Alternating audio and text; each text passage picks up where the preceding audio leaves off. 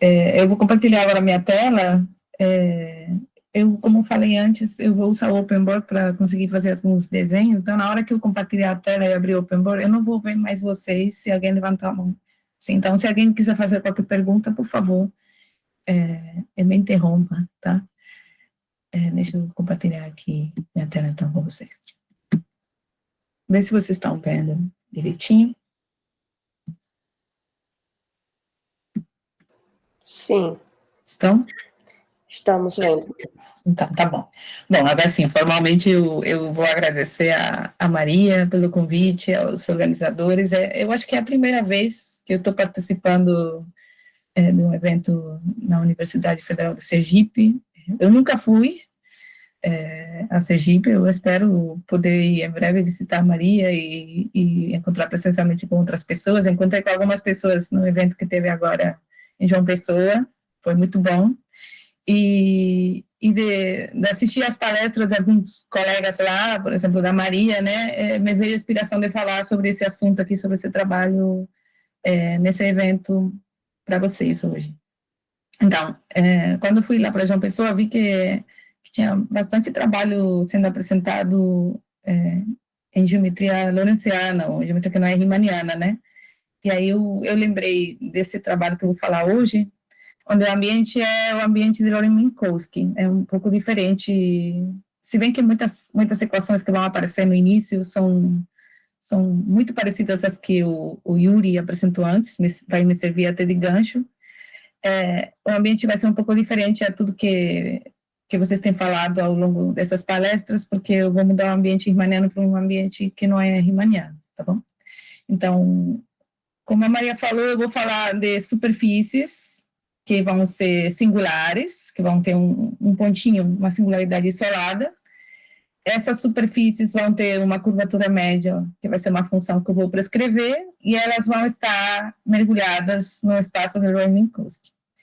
Esse é um trabalho que eu fiz com José Antônio Gálvez e Pablo Mira, da Espanha. O Pablo Mira é o mesmo Pablo que o Yuri citou várias vezes no trabalho, na apresentação dele. Ambos foram meus orientadores de doutorado, mas esse trabalho aqui não tem a ver com minha tese, foi uma coisa posterior, tá? E a Maria, inclusive, está indo para a Espanha para trabalhar com o José Antônio, não é isso, Maria? Então, acho que as coisas ficam um pouco em casa, assim, nessa palestra. Bom, como vai ser a distribuição da minha palestra? Eu primeiro vou fazer uma breve introdução do assunto, vou falar algumas coisas meio gerais, mas eu acho que como tem bastante aluno, acho que é bom começar as coisas devagar, explicando conceitos que talvez os pesquisadores mais experientes já conhecem bem, mas eu vou fazer uma coisa mais leve no início para o pessoal não ficar perdido, sobretudo porque eu vou introduzir coisas no ambiente lawrenciano que talvez não é tão entendido por todos. Depois eu vou enunciar o teorema principal, né, ao qual vai se dedicar essa palestra, a prova desse teorema, que é um teorema de classificação dessas singularidades isoladas, de superfícies com curvatura média prescrita. E para eu conseguir, no final da palestra, enunciar e provar esse teorema de classificação, primeiro eu vou precisar falar do comportamento assintótico que se tem na superfície quando me aproximo da singularidade. Que conceitos assintóticos vão determinar esse comportamento depois, e quero ver como que se comporta a minha superfície quando me aproximo do ponto que é singular. E essa seria a unicidade, por assim dizer, e a existência também a gente vai demonstrar como construir soluções que são singulares para a equação de curvatura média prescrita. Essa é mais ou menos outline. E também vou colocar uns desenhos, que quando a Maria me convidou, ela falou que queria que eu colocasse desenhos, desenhos de superfícies, né, na palestra. Não vai ter tanto assim, mas espero não decepcionar nesse sentido, espero que fique um pouco colorido. Bom, falando de introdução, imagina que o caso é mais simples, tá? Imagina, vamos começar com uma superfície que é uma gráfica em R3, tá? Para puxar a linha desde bem básico.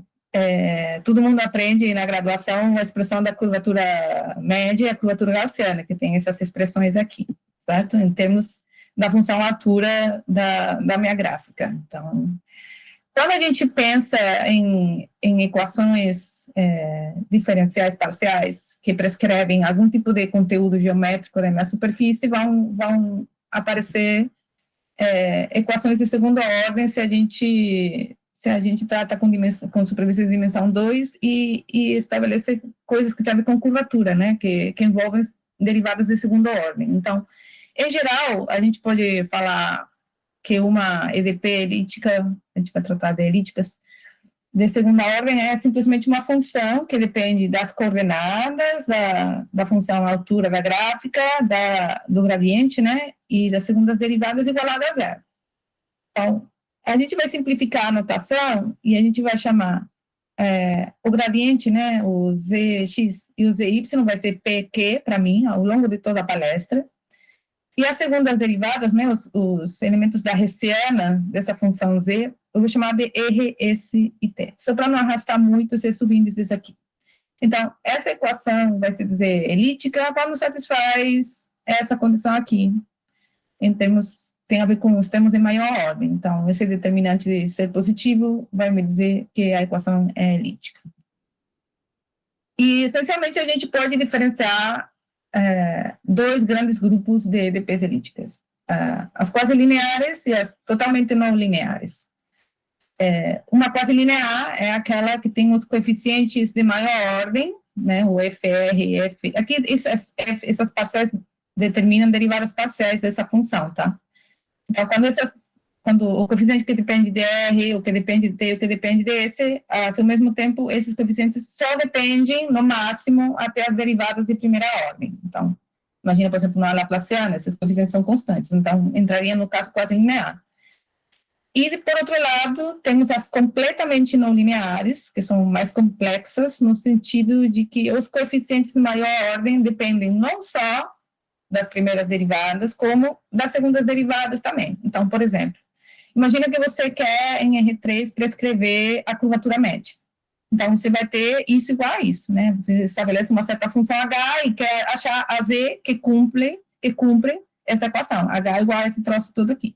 Então, essa equação é quase linear, né? Porque os coeficientes que acompanham termos de maior ordem, de segunda ordem, só dependem das primeiras derivadas. Então, seria uma equação quase linear. Agora, se você quer prescrever, por exemplo, a curvatura de Gauss, né?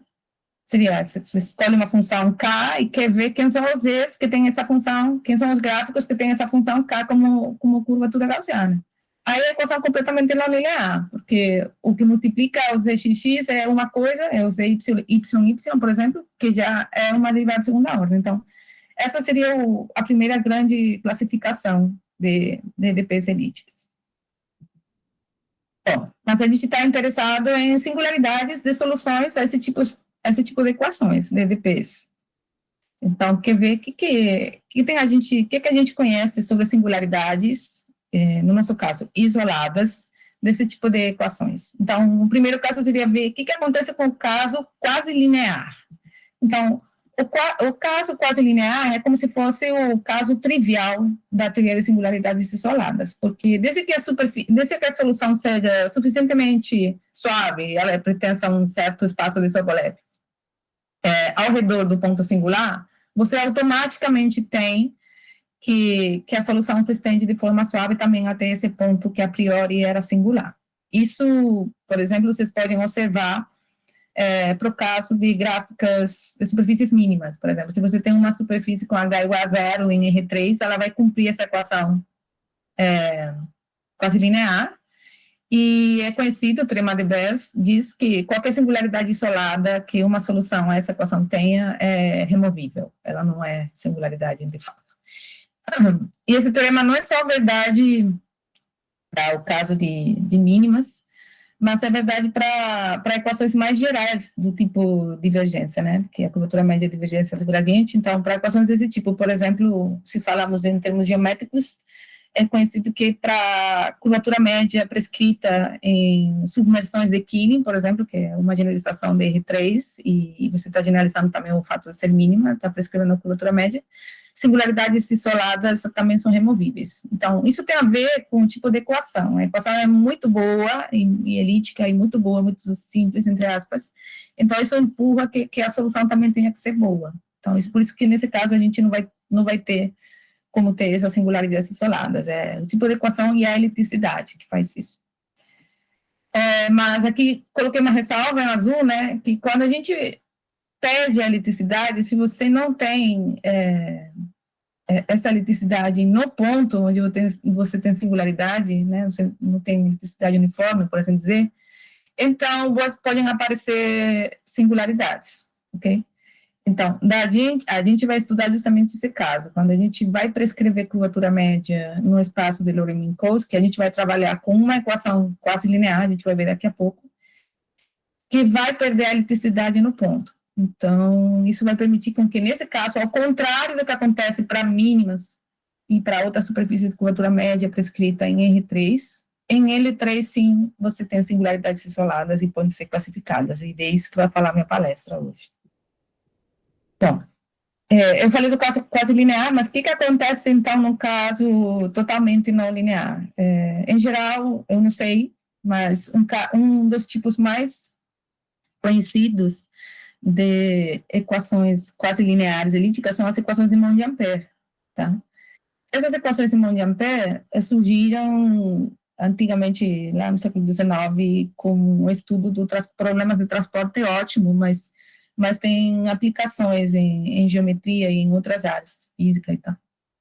Então, o caso mais simples é determinante da hessiana igual a uma função, tá? Essa é a equação de Monge-Ampère pura, você pode pensar nisso aqui como se fosse uma função curvatura positiva vezes 1 mais norma do gradiente de z ao quadrado, tudo ao quadrado. Então, pode pensar que quando você está procurando uma solução a essa equação de Monge-Ampère, você está procurando uma solução à equação de curvatura de Gauss prescrita, tá bom?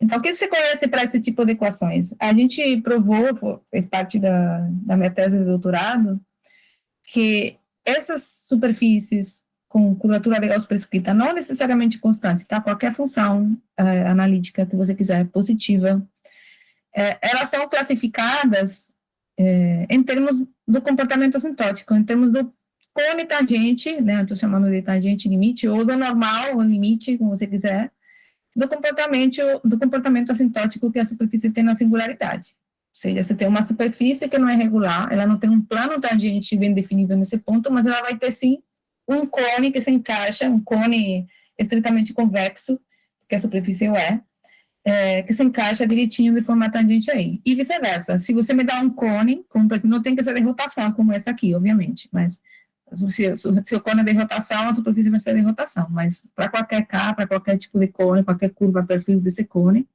desde que seja estritamente convexa, você consegue me dar uma solução única para esse tipo de equação de Monge-Ampère. Então, nesse sentido, singularidades isoladas para equações de Monge-Ampère também existem e estão classificadas dessa forma geométrica. Então, por que eu trouxe esse exemplo aqui? Porque esse trabalho vai me servir de inspiração para o que eu quero fazer para a superfície de curvatura média prescrita no espaço de Lorentz-Minkowski. Eu gostaria de conseguir classificar essas singularidades isoladas, dizer quando existem e quando não, quando, de fato, você tem singularidade ou não, se você tem algum critério que te diga se a singularidade é removível, e uma vez que você sabe que ela não é removível, que a superfície, de fato, não é regular nesse ponto, que você consiga me dar algum dado que classifique essas superfícies, essas singularidades, que você construa, recupere, o mesmo tipo de trabalho, tá? Bom, então vamos agora falar um pouquinho sobre o ambiente de estudo onde a gente vai se movimentar, né, o solo que a gente vai pisar. A gente vai trabalhar com superfícies espaciais em L3. Primeiro, talvez eu lembrar o que é L3, né? L3 é o R3, só que no lugar de colocar a métrica euclidiana, eu vou colocar a métrica lorentziana, que é colocar o menos, o mais aqui no final do DDZ por um menos, tá? Uma métrica de DDZ1. Então, esse tipo de ambientes, se você chamar espaços-tempo, justamente foram modelos para a teoria da relatividade. Então, você pode pensar, por que a gente fala de coisas espaciais, coisas temporais? Deixa eu explicar um pouquinho melhor. Então, imagina que você tem R3, tem um eixo X, o eixo Y, e o eixo Z, para mim, é o eixo vertical. Então, essa métrica aqui, que eu estou colocando em R3, essa métrica lorentziana, vai fazer com que meu ambiente não seja mais riemanniano. Então, vão aparecer vetores que têm comprimento positivo, ou seja, tudo que tiver inclinação menor que 45 graus, você vai ser espacial, aqui você vê, tem norma de V positiva. Depois eu tenho os vetores luminosos, que são os que estão no cone de luz. O cone de luz é o cone reto duplo, né? De 45 graus. Então, todos os vetores que estiverem nesse cone, com inclinação 45, são vetores, se chamam luminosos, entende-se, está associado, são vetores que vão na velocidade da luz, então tem comprimento zero. E todos os vetores que tiveram dentro do cone, apontando para cima ou para baixo, tá? São vetores temporais. Significa que o comprimento desses vetores é negativo, tá? Entende-se, desde o ponto de vista da relatividade, são vetores que têm uma velocidade maior que a velocidade da luz. A parte de cima é o cone temporal do futuro, a parte de baixo, o passado. Bom, não vou entrar nesses detalhes, mas só para linkar um pouco com coisas que talvez vocês conheçam, tá bom? Então, quando eu falo de superfície espacial, o que eu estou querendo dizer? Vai ser uma superfície onde todos os vetores do plano tangente em cada ponto são vetores do tipo vermelhinho que eu coloquei aqui, né? Ou seja, a métrica induzida pela métrica do ambiente, que não é riemanniana na minha superfície. Então, a minha superfície, a métrica intrínseca dela, ela é como uma superfície em R3, tá bom? Beleza, então, aqui eu teria a definição formal. Dizemos que uma superfície, uma imersão de um aberto de R2 em L3 é riemanniana se a inclinação, né, do plano tangente é menor que π4 em cada ponto. Então, esse tipo de superfícies que eu vou estudar. Então, um exemplo de superfícies clássicas em L3 seriam as associadas às mínimas. Em R3 temos as máximas, né?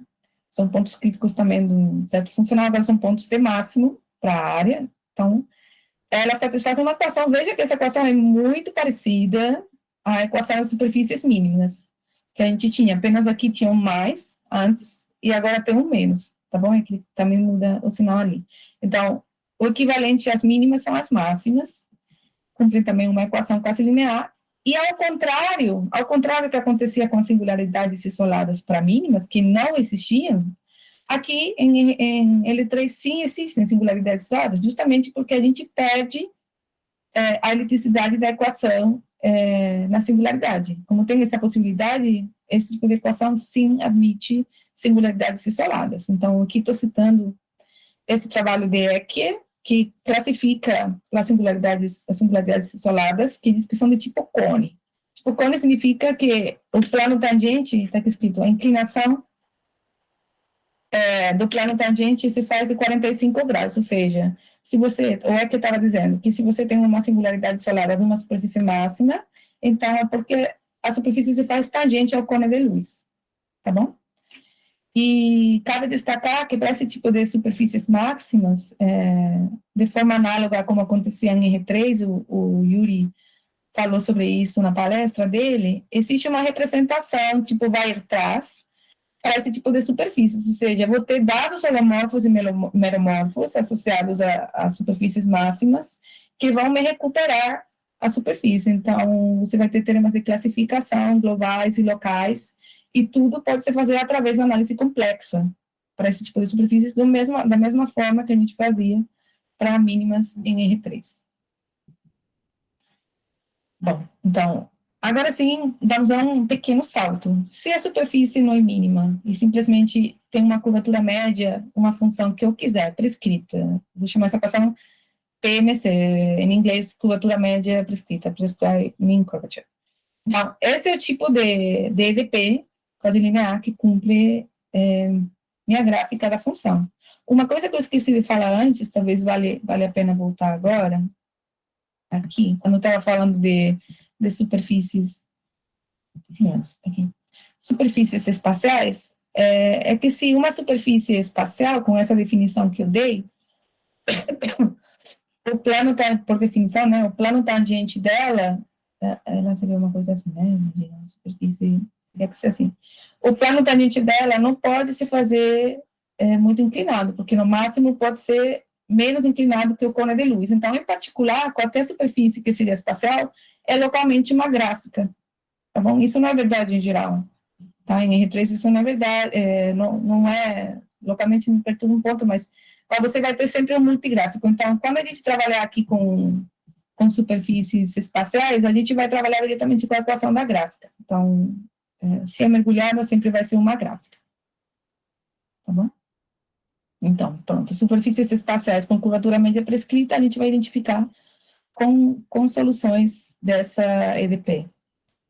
E o que a gente sabe sobre singularidades isoladas para esse tipo de equação? A gente sabe, um resultado também mais ou menos da época do Ecker, 3 anos depois, que diz que, da mesma forma que acontecia para maximais, as singularidades isoladas sempre são do tipo cone.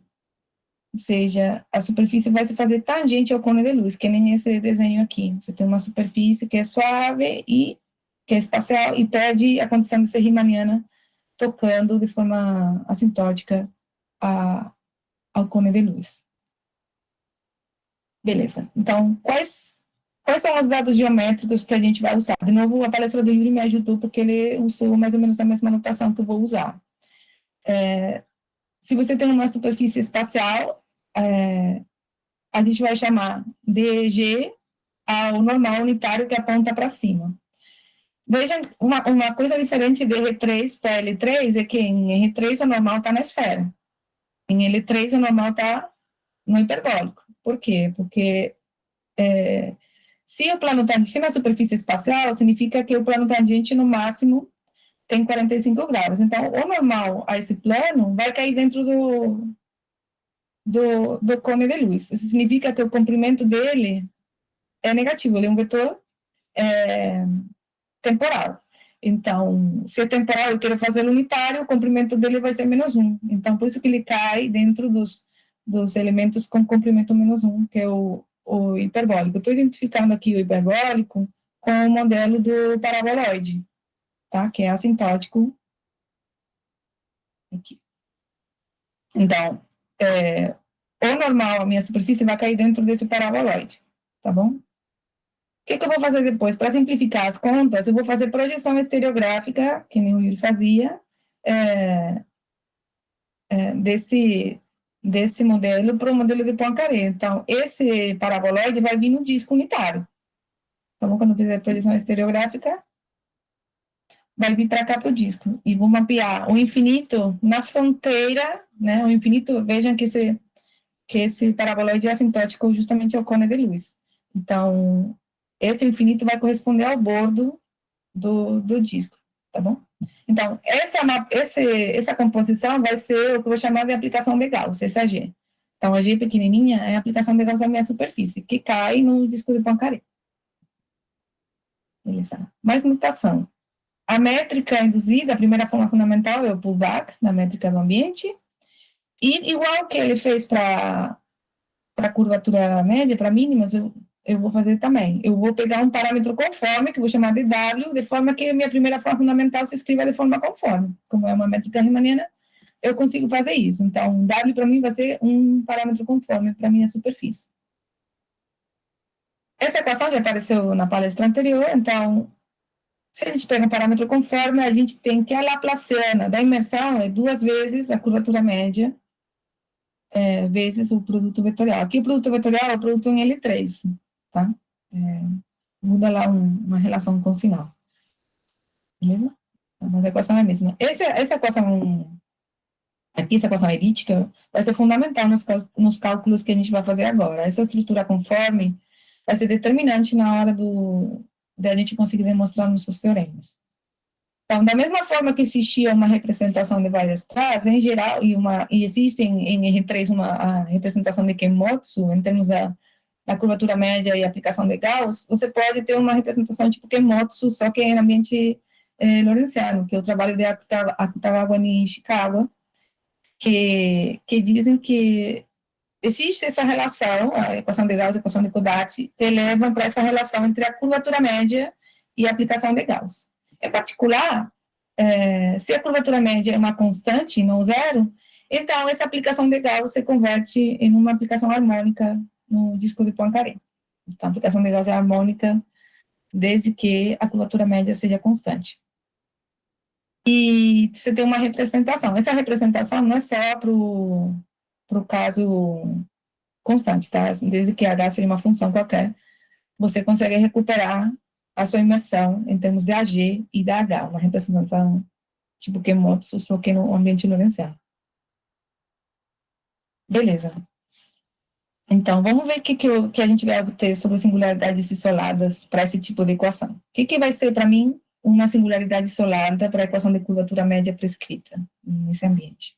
Então, vou pegar uma função curvatura média, que a priori vai ser uma função de classe CK, tá? Depois, a posteriori, a gente vai supor que é analítica, mas para começar, você pode supor uma regularidade menor, e que satisfaz a condição de liticidade. Lembrando que essa condição de liticidade da equação se traduz em que a superfície seja espacial.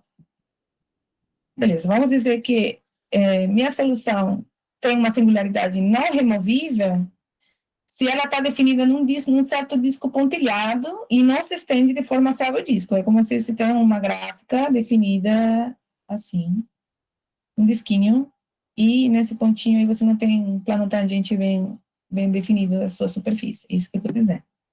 Tá bom? Bom, algumas consequências diretas da elipticidade do tipo de solução que eu estou estudando é que, como o gradiente da solução é limitado, porque a superfície tem inclinação controlada por π-quartos, então, automaticamente, você sabe que a sua solução vai se estender de forma contínua à singularidade. Você vai ter um certo valor, essa superfície não pode ir para baixo, para cima infinitamente, ela vai ter que se estender continuamente ao ponto singular. E lembrando que o teorema de Barnick diz que a gráfica dessa solução deve ser tangente, assintoticamente tangente ao cone de Lewis na singularidade. Né? Ela vai se tocar ao cone de cima ou ao cone de baixo, mas é dessa forma que ela vai se comportar perto do ponto singular. E o que a gente quer?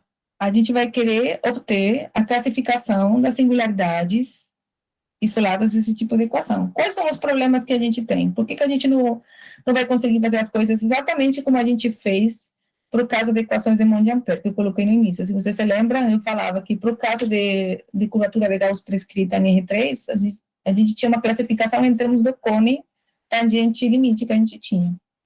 Então, tem duas coisas que são diferentes. Naquele caso, a equação era elíptica, inclusive até a singularidade. Aqui não. Aqui a gente perde, mesmo que a equação seja mais simples, porque é uma equação quase linear, a gente perde a elipticidade. Então, não todo funciona igual, a gente tem que adaptar, a gente tem que usar outros métodos para provar alguns resultados. E outra, não cabe esperar que a gente tenha uma classificação em termos do cone tangente limite, porque o Barnick disse que o cone tangente sempre é o cone de Lewis. Então, não tem essa classificação em termos do cone tangente. A gente vai ter que achar um outro elemento, outro dado geométrico, que classifique as soluções, tá bom?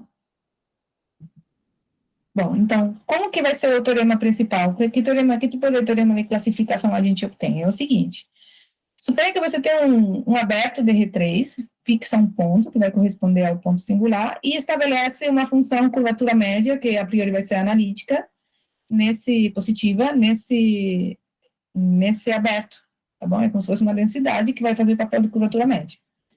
Então, você denota a classe de todas essas soluções elípticas da equação de curvatura média prescrita para essa função, que cumprem o seguinte, elas são C2, são suaves fora de um ponto singular, e temos essa condição aqui, que eu coloquei uma estrelinha, porque é uma condição técnica que a gente conjectura que pode tirar, mas por questões técnicas a gente precisa dessa hipótese extra, e é que o determinante da hessiana dessa solução não muda de sinal, tá?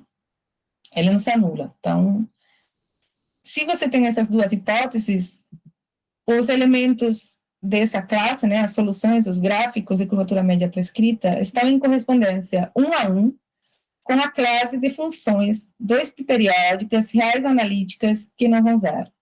Então, para cada função 2π periódica analítica não nula, você tem uma superfície com curvatura média prescrita e vice-versa. Tá bom?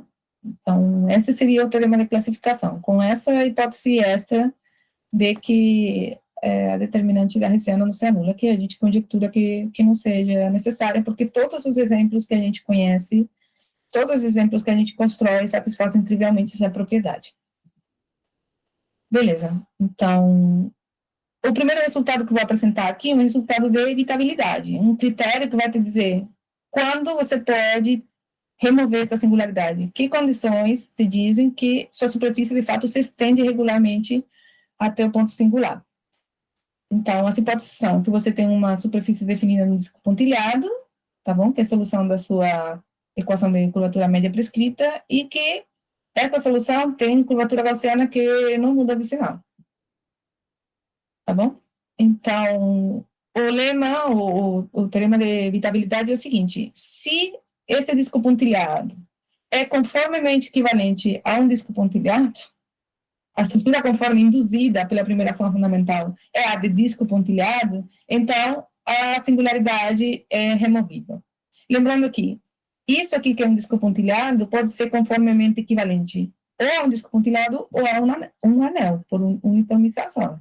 Então, está dizendo que se no lugar de ter um anel, você tem um disco pontilhado, então é porque sua singularidade é removível e tudo se estende de fato, até a origem desse disco pontilhado. Tá bom? Então, a estrutura conforme, nesse sentido, os parâmetros conforme são muito ricos, ao ponto de me dizer quando vou ter singularidade e quando não. Então, vou dar uma ideia de como demonstrar isso. Então, por contradição, vamos supor que a solução tem uma singularidade não removível e que a estrutura conforme é de disco pontilhado. Então, eu vou, como falei antes, vou usar essa notação aqui para simplificar. O gradiente vai ser PQ e a Hessiana, os elementos da Hessiana vai ser RS e T. Então, o primeiro passo da demonstração é ver que esse gradiente PQ, essa aplicação que estou chamando de Moon-Gorro, né, ela está nesse espaço de Sobolev, ela tem gradiente em L2. Para eu ver isso, eu vou usar esse lema aqui, essa peça-chave da demonstração, que diz que se você tem uma singularidade não removível desse tipo de solução, então o gradiente é uma aplicação injetiva, é 1 para 1, de uma certa vizinhança da origem aqui, da singularidade, você pega aqui, você centra, se precisar, reduz o domínio, esse gradiente da solução vai mapear isso de forma própria no disco, vai levar isso numa certa vizinhança aqui, que vai se colar do infinito do disco de Poincaré. Então, quando eu estou indo para a singularidade, eu estou indo para a fronteira do disco de forma própria. Tá bom? Qual a ideia da demonstração desse lema? Bom, o fato, aqui vem a necessidade, daqui que a gente tem a necessidade de usar, que a curvatura não muda de sinal. A gente precisa que esse gradiente seja um isomorfismo local. Então, só para isso que a gente precisa. Então, o resultado de Barnick, que diz que a superfície se faz tangente ao cone de luz, isso me diz que é próprio, ou seja, que eu vou para a fronteira, que eu vou para o infinito do hiperbólico, quando me aproximo da singularidade. Então, isso me diz que é próprio. Então, essa propriedade junto com isso, já me diz que essa Moon é uma aplicação de recobrimento. Então, isso junto com o fato de que você está partindo de uma superfície que é mergulhada, o argumento topológico me diz que, de fato, então, essa aplicação de recobrimento tem uma folha só. Então, isso já prova o que eu queria, tá bom? Bom, esse seria o passo número 1. Então, uma vez que você tem bom, eu não disse como você chega nisso. Isso prova que essa Mu é 1 para 1 imprópria. Depois, você tem que usar estimativas e teorema de Stokes porque você vai ter que estimar essa quantidade aqui, né? Isso que você vai ter que fazer. Aí você vai usar, aqui você vai usar que a curvatura média é uma função suave, então é limitada, e a própria equação, que cumpre a z. Então, fazendo continhas aqui, e com tudo que eu falei antes, você chega nessa propriedade, tá? Que isso aqui é menor que infinito, tá bom? Depois, então, você poderia usar, aqui a gente, no passo número 2, a gente vai usar fortemente a hipótese de que isso aqui é conforme um disco pontilhado, ou seja, os parâmetros U e V, esses meus parâmetros conformes, estão definidos num disco pontilhado. Então, o teorema de oscilação de Courant-Lebesgue me diz que eu posso me aproximar a esse ponto aqui por curvinhas, que vão ser mapeadas pelo gradiente, pela função nu, que é o gradiente da solução, vão ser mapeadas num ponto. Mas isso é contradição com o lema anterior, que eu sabia que minha aplicação era própria, ia cobrir, ia ser uma aplicação própria que vai cobrir a fronteira toda aqui. Então, não tem como isso se estrangular aqui num ponto só. Daí que vem a contradição com as hipóteses, tá bom? Bom, então, pronto. Então, resumindo, se a gente tem uma superfície com uma singularidade que não é removível, a gente já pode assumir que ela está parametrizada de forma conforme no anel. Não pode ser mais num disco pontilhado, porque senão você não tem singularidade. Então, o que a gente vai fazer? A gente vai pegar o anel, onde vão se movimentar meus parâmetros conformes, e por praticidade, a gente vai pegar uma tesoura, vai cortar e vai mapear isso numa faixa. Uma certa faixa da altura R, que estou chamando aqui, os números complexos, V vai ser, U vai ser o parâmetro horizontal, V vai ser o parâmetro vertical. Então, vou transformar esse anel de forma 2π periódica numa faixa de uma certa amplitude aqui. Onde a fronteira inferior, essa reta real, ela vai ser mapeada na singularidade. Lembramos que essa aplicação conforme leva o disco pontilhado original onde minha superfície está parametrizada, tá? Então, esse disco é mapeado de forma conforme no anel, do anel eu passo para a faixa e então vou mapear minha superfície através da faixa. E essa reta real vai ser mapeada na singularidade. Então, os números com V igual a zero são mapeados na singularidade. Que salvo translação, a gente vai supor que está localizada na origem. Então, toda essa reta real vai ser mapeada no 0, 0, 0. Beleza? Bom, qual é o resultado, o primeiro resultado de regularidade que a gente obtém? Por que são tão boas essas variáveis U e V que eu vou introduzir? Nessa hipótese anterior, né, nas condições acima, quando minha superfície está parametrizada numa faixa dessa forma, então, se você supõe que a curvatura média tem esse tipo de regularidade, tá? Ou se for analítica, tudo vai ser analítico, mas com esse tipo de regularidade aqui, você garante que a imersão nesses novos parâmetros, tá? É de classe CK2, inclusive até a fronteira, inclusive até a singularidade. Ou seja, claro que na parametrização original você não tinha regularidade até o ponto, porque você não tem plano transitivo definido, mas se você reparametriza em termos dos parâmetros conformes, aí tudo se estende de forma suave, inclusive até a fronteira, tá bom? E se H é analítica, tudo é analítico. Eu não vou entrar em detalhes, porque a demonstração é técnica, mas a ideia desse tipo de demonstração são resultados de bootstrapping de recorrência para EDPs, teoria potencial, coisas mais ou menos clássicas, e só no caso de ser analítica que a gente precisa de um resultado para funções analíticas. Tudo aplicado a essa EDP que cumpre a imersão. Então, todos esses resultados para EDPs elípticas, a gente aplica a Laplaciana da imersão e a gente consegue provar essa regularidade em termos desses parâmetros. Bom, o que vai ser o dado? Vamos chegar no comportamento assintótico, a gente vai definir, eu falei que a gente precisava de um dado geométrico para a gente classificar singularidades isoladas. Então, esse dado geométrico, em certo sentido, é o que eu estou chamando de curva nula limite. O que vai ser a curva nula limite? Vai ser a derivada em relação à direção vertical, tá? Da imersão. Vai ser a φ, simples assim. Então, é uma aplicação, eu estou dizendo aqui, já vou explicar por quê, que ela cai em um dos cones ou na origem. Por isso que eu estou chamando de curva nula, porque o comprimento, a norma desse vetor é zero. Então, o que a gente sabe sobre essa B?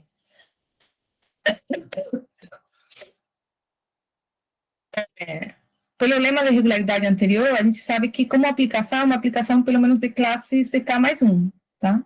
E é analítica, de fato, se a curvatura média é suposta analítica. Então, ela é como uma aplicação tão suave como quanto você quiser dizer que a curvatura média seja suposta suave. E por que eu estou chamando que é nula? Bom, vejam que toda a reta real, os pontos da forma U0, que era a reta real, é mapeada pela imersão num ponto só, no ponto singular, no 0, 0, 0. Então, a φu, por φu, né, ao longo da singularidade, ao longo da reta real, isso é igual a zero. Mas minha parametrização é conforme, isso significa que isso é igual a φv. Certo? Então, o que está me dizendo isso é que a φv é um vetor, a B, que eu chamei de B, que é a φv, né? Esse é um vetor nulo, no sentido luminoso, né? Então, ele cai ou no cone de luz de cima, do futuro, no do passado, ou na origem. Por isso que se chama curva nula, tá bom? Bom, então, o que a gente prova é que essa curva nula limite, de fato, é uma curva fechada, espacial, ou seja, isso significa que é uma curva que vai estar no cone de luz, mas a inclinação dela, como curva, é menor que 45, ela não poderia fazer assim, uma coisa assim, não poderia fazer, tá? Isso não é permitido.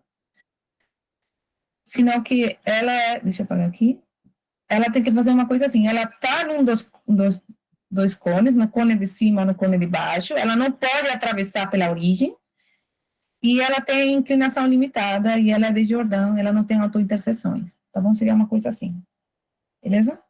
Então, isso que vai fazer a curva nula limite. A ideia da demonstração é a seguinte, primeiro vamos ver que ela não pode passar pelo zero, tá bom?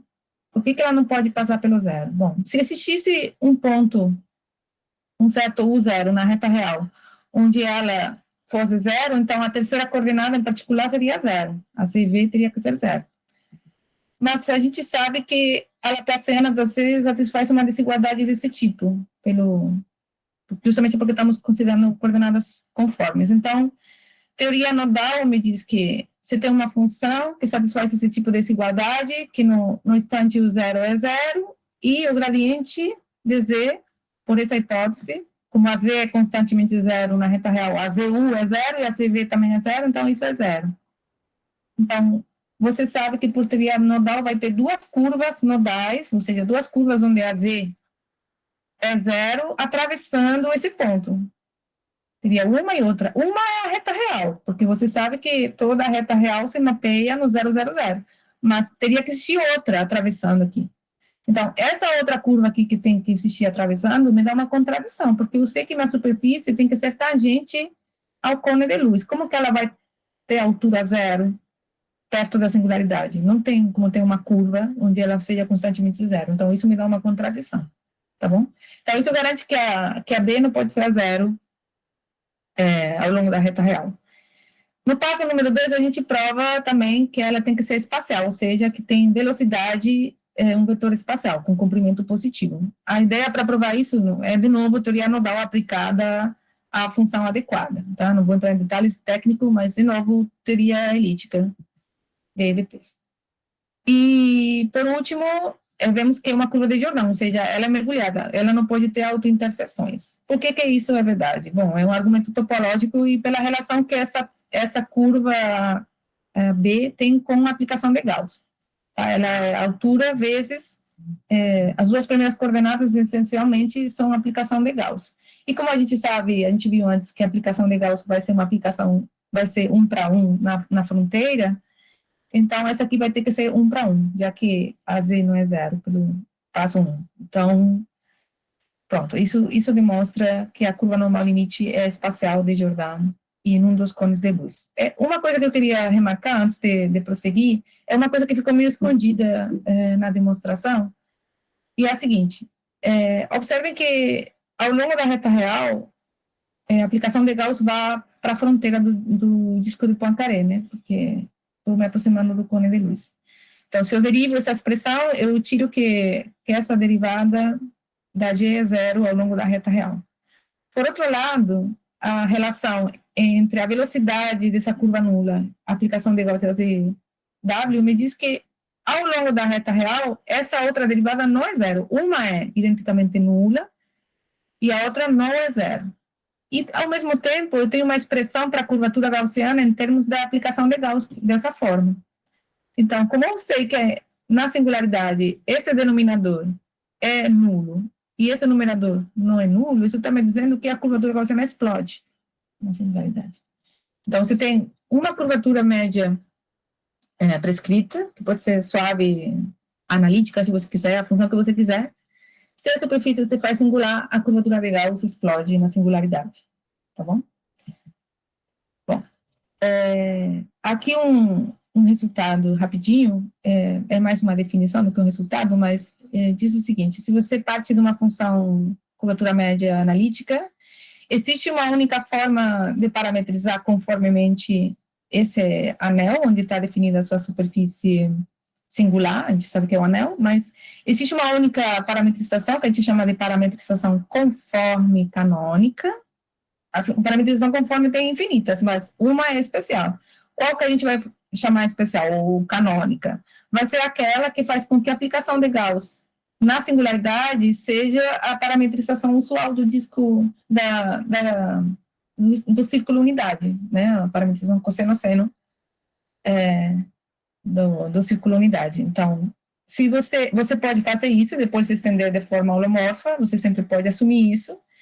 Então, para esse tipo de parametrização conforme, a gente diz que a superfície está parametrizada de forma canônica. E nessa parametrização canônica, essa curva nula, B de U, tem uma forma mais amigável de ser escrita, né? Que é uma função que a gente sabe que não vai ser zero, A, vezes cosseno menos seno 1.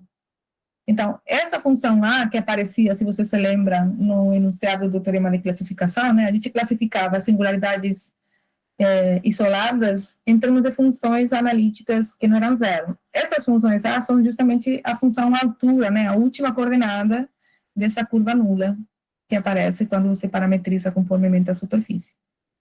Então, no certo sentido, você pode pensar nessa função, é um pouco difícil entender, a gente, por alguns motivos que eu vou colocar depois, a gente nem entendeu 100% o significado geométrico, assim, queria uma coisa mais tangível do que significa essa A.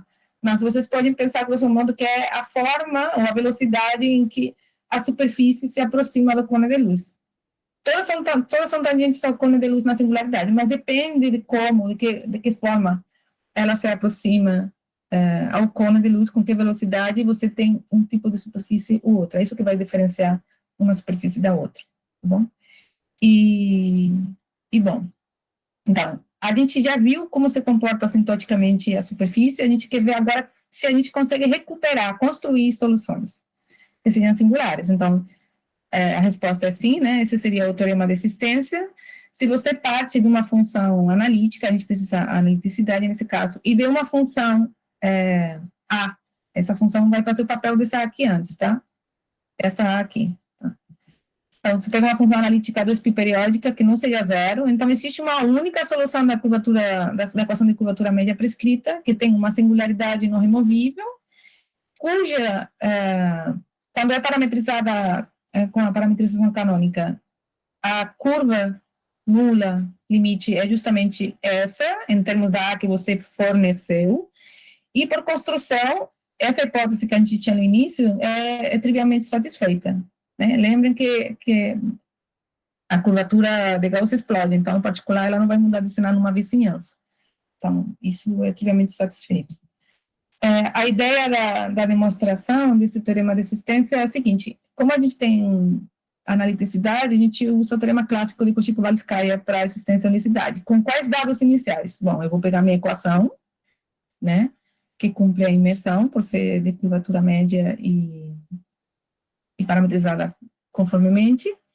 Vou impor que toda a reta real, né, o bordo do anel, vai ser mapeado no ponto zero, e vou impor que a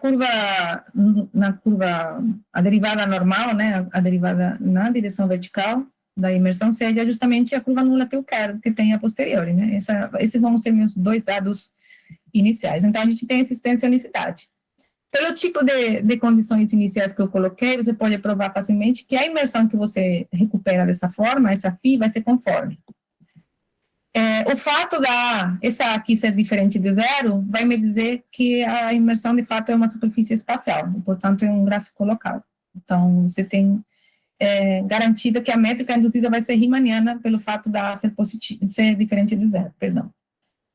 E depois um argumento topológico, como essa curva dá uma volta só, né, o dado inicial seu é mergulhado, a superfície que você constrói também vai ser mergulhada, então vai ser de fato um gráfico, uma gráfica de verdade, e você tem uma solução para a sua EDP bem definida. Bom, o ponto 5 eu já tinha falado, né, a curvatura gaussiana dessa superfície assim construída explode na singularidade, então, particular, essa hessiana não se anula perto da singularidade. Então, voltei a colocar aqui, uma vez que a gente tem o estudo do comportamento assintótico e o teorema de existência, a gente vê como seria, então, a demonstração do teorema de classificação, que é o mesmo que eu coloquei no início. As soluções da equação de curvatura média prescrita para uma função curvatura média analítica, que estão definidas num disco pontilhado e que satisfazem que a determinante da hessiana não se anula perto desse disco, da singularidade, né, desse disco pontilhado, estão em correspondência 1 para 1 com a classe de funções periódicas analíticas que não se anulam A, ok? É 1 para 1. E a gente pode rever esse enunciado que é meio técnico, que fala de soluções de equações elípticas de forma geométrica, fica muito mais condensado, né? É o seguinte, você tem uma função analítica, que é a curvatura média, num aberto de L3 e fixa um ponto. E chama A os gráficos espaciais, que tem essa curvatura média em cada ponto, e que tem curvatura gaussiana que não se anula. E em P0, nesse ponto que você fixou, tem uma singularidade isolada. Se chama de B a classe de curvas espaciais. Esse fato de ser negativamente orientada é pela forma como a gente escolheu a parametrização canônica. As curvas vão na direção, anti-horária. Horária, perdão. Então, você pega curvas no cone de luz, no de cima ou no de baixo, que sejam mergulhadas e espaciais. Então, você tem uma correspondência 1 para 1 para esses dois espaços. Então, essa seria a parametrização para você parametrizar superfícies em termos de curvas no cone de luz. É 1 para 1. Para concluir, eu prometi mais algum desenho, então vou concluir com um desenho. Como seria o caso rotacionalmente simétrico, né? Se é o esperado, o que acontece é o esperado. Se sua superfície é rotacionalmente simétrica, a função A, que é associada, ou a curva, que é associada a uma curva altura constante, né? Então, existe uma variação entre as superfícies de curvatura média prescrita, que são rotacionalmente simétricas, e as constantes não nulas. Então, para cada constante e cada curvatura média, não necessariamente constante, você tem uma variação. E o engraçado disso, eu trouxe aqui um exemplo, mesmo no caso rotacional, esses dois exemplos são rotacionais, são casos com curvatura média constante, 1, com A constante, com o mesmo valor absoluto, só que uma é negativa, portanto vai ser tangente ao cone de luz do passado, e uma vai ser positiva, e vai ser, então, tangente ao cone de luz do futuro. Ambas superfícies não são isométricas, de fato, essa aqui tem expressão explícita em termos de funções trigonométricas, e essa aqui a gente só conseguiu plotar com aproximação numérica. Então, por isso que eu falava antes da dificuldade de interpretar, porque não é bem uma velocidade, porque o módulo da velocidade aqui é o mesmo, mas a superfície tem nada a ver uma com a outra, não é simétrica de nenhuma maneira, não é isométrica e não se relaciona assim a priori, não fica claro como se relaciona, mas você tem uma superfície para cada A que você fixar, que se você muda o A, muda a superfície, tá bom? E acho que isso é tudo.